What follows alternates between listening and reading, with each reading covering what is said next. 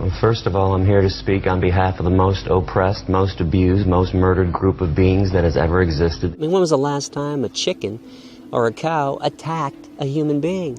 How about never? A pig, turkey, never. We're the ones that attack them. Cows have harmed nobody. Chickens have harmed nobody. We are murdering innocent beings.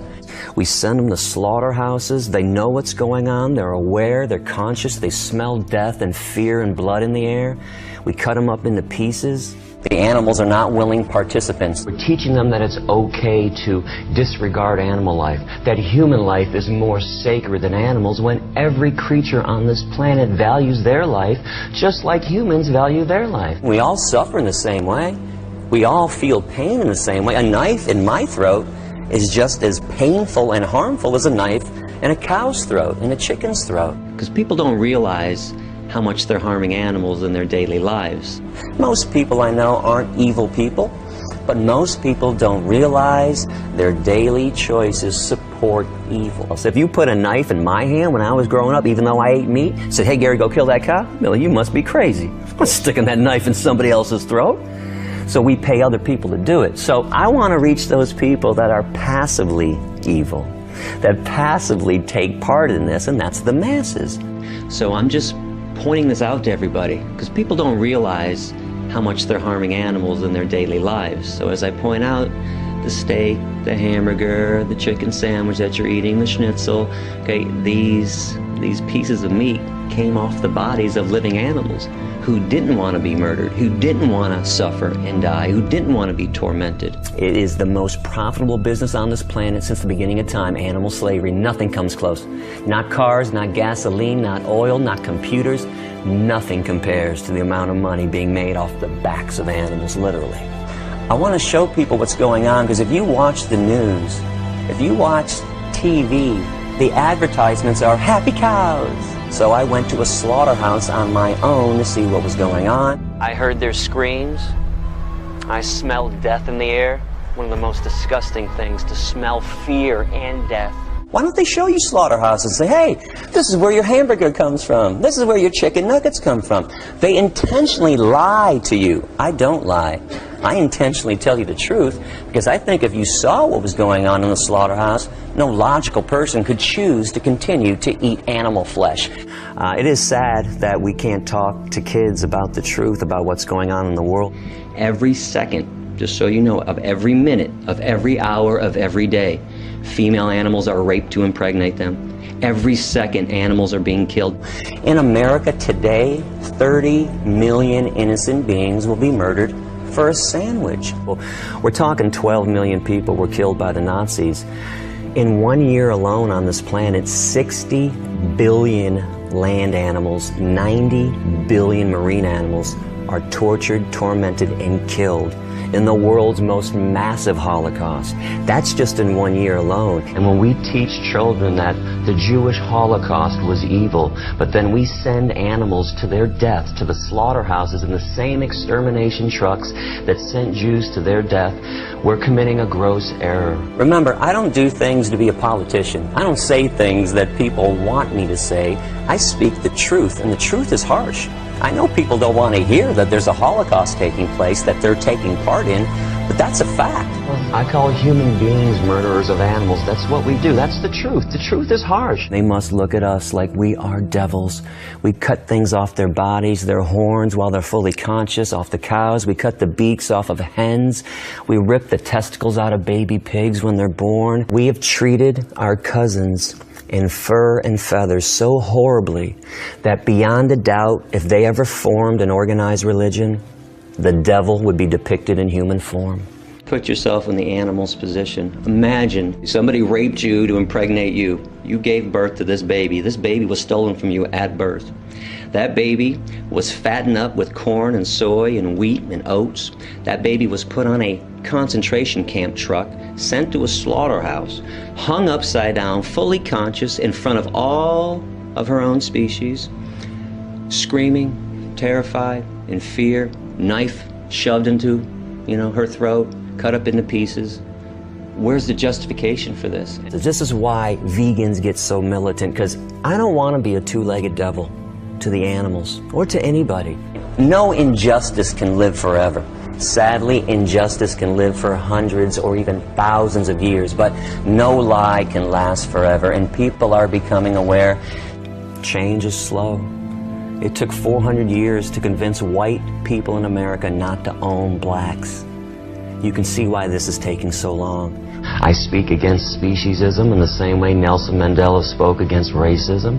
We live on a planet that murders animals, a speciesistic planet. Understand, like a racist who thinks that their race is better than another race, speciesists think that the human species is superior to animals, and we have the right to harm and kill any species we choose. Where do humans get off owning and controlling living beings? Do you know that if you took humans off this planet, the extinction of humans would benefit everything that exists, the animals, the forest, the air, the water, the mountains? If the bees disappear, everything falls apart. This is how special and valuable bees are to the world. The issue is we just need to change the way we view animals. We have to realize humans aren't the only beings on this planet, and we're not more important than animals. Because this is the first form of hatred humans are taught. Racism, sexism, anti-Semitism, heterosexism, these are branches of hatred. The root is speciesism. When you're a kid growing up, you're taught, hey, be nice to the dog, be nice to the cat. But that cow, that chicken, yeah, he doesn't count. Just kill them, screw them. Be nice to the horse. Be upset when somebody poaches a rhino. Be upset if somebody cuts the fins off of a shark. Hey, but that turkey, kill him. It's Thanksgiving, it's a holiday. So the kid is confused growing up. So when we get down to talking about discrimination and why it's wrong, where it comes from, it all stems from that somebody looks and acts differently than you. If you taught a child growing up that, hey, just because that chicken looks differently than you do, that chicken has every right to live. That spider has every right to live, just like you do. How is that child going to grow up and look at a different person who's a different size, shape, and color? How is that kid going to look at that person in hatred, with violence? Speciesism, by eradicating that, we can bring peace to this planet. You said my steak. I'm very big on language. That steak was never yours. Okay, that steak is a euphemism, by the way. That's cow flesh. That flesh belonged to another living being. So we always want to say leather when it's cow skin. Even the terms bacon. What's bacon? You mean pig flesh? 75% of the animals on this planet are herbivores. Of course. But why do we try to justify human behavior based on lion behavior or shark behavior? Notice you have clothes on. And I notice that you have a cell phone and you have a computer. It is unfair to pick one thing that lions do that you want to mimic when you don't want to mimic anything else they do. You notice that convenient argument? We just want to do what the lions do when they eat antelope. You put a 2-year-old child in a crib with a bunny rabbit and an apple. Let me know when the child eats the bunny rabbit and plays with the apple. We are purely herbivorous. We have no carnivorous or omnivorous instincts whatsoever. It's an unfair comparison. You're not a lion, and just so you know, lions are carnivores. Humans are not. We are herbivores, 100% up and down, physiologically. If your jaw moves from side to side in a grinding motion and you chew, you're 100% herbivore. If you were a meat eater like a lion, your jaw would only go like this, up and down, rip and swallow. If you sweat through your pores to cool yourself, you're herbivore. See, the problem that I have is when people lie about why they harm animals, that animals don't think, that they can't feel, that they're not smart, that I need my protein, that we can do it in a humane way. See, we can't throw this word humane out there when we're talking about rape, torture, and murder. You can't put the word humane next to it. So if I go and meet a woman at a bar, I buy her some drinks, I bring her some flowers, I take her back and put on some soft music, some Teddy Pendergrass, and we dance and we look in each other's eyes, and I slip her a date rape drug and rape her. Is that humane? Why not? She didn't feel a thing. See, because the act of rape is evil, okay? The act of murder is evil. You can't do it in a nice way. Okay, we have to stop thinking that there's a nice way. In fact, you know what the nice way to kill is? Not to kill. That's a nice way. I noticed that religious people love to worship things that we created in God's name. The Bible, the Quran, Stars of David, the cross, but nobody worships anything that God created. It's the water, pollute it, the air, pollute it.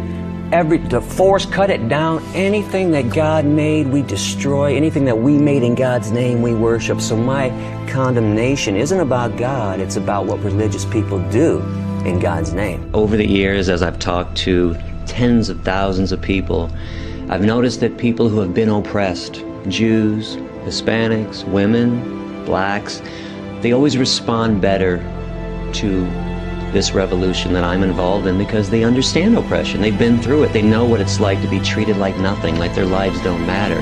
People who have been harmed understand why it's wrong to harm somebody else. So I want to eradicate the lies and get down to the issues at hand. I'll show you hospitals full of people with heart disease, cancers, diabetes, osteoporosis, kidney problems, etc., all stemming from animal protein, the main cause of every major disease on this planet.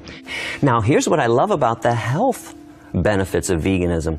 When you're being altruistic, you should never expect anything in return. Right. When you're vegan, you get a lot of great things in return. Your health, you're good to the earth. Because let's face it, the worst form of environmental destruction is animal agriculture. That's right. So there's some great benefits and kickbacks, but without a clear conscience, without mental health, we can't have physical health. So if you're going to focus on the physical health aspects and miss this aspect, you're still not right. I think when you put violence in, you get violence out. You consume discrimination and death, you're going to, exude the same horrible things. What's wrong with somebody choosing to be compassionate, choosing to be good to the environment, so children don't have to starve to death around the world while we're feeding 50% of the world's crops to 60 billion land animals in the meat, dairy, and egg industries? And find peace on this planet by eradicating speciesism. You can start, giving compassion to the animal kingdom, to the insect kingdom. Then you start living peacefully with the planet and with each other. And peace begins at the dinner table. Because we claim to be moral beings. We claim to know right from wrong. We claim to be compassionate. And as long as humans make these claims, I'm going to be in everyone's face and say, you can't do it halfway. The path to peace is through veganism. So it's logical to want to be vegan, to want to reduce and eliminate pain and suffering. Once I point it out to people, most people, sane people, logical people, make that next step. It's thrilling to know that people are paying attention and making massive change. And as we go back in time and look at all the other people that we adore now, collectively, we all agree, Gandhi and Dr. Martin Luther King and all these people, Rosa Parks and Cesar Chavez, they were not loved during their time. They were despised. They wanted to make change, massive change. It's only later on that a society looks back at revolutionary activists and says, oh, man, he was great. He was just trying to bring peace and justice.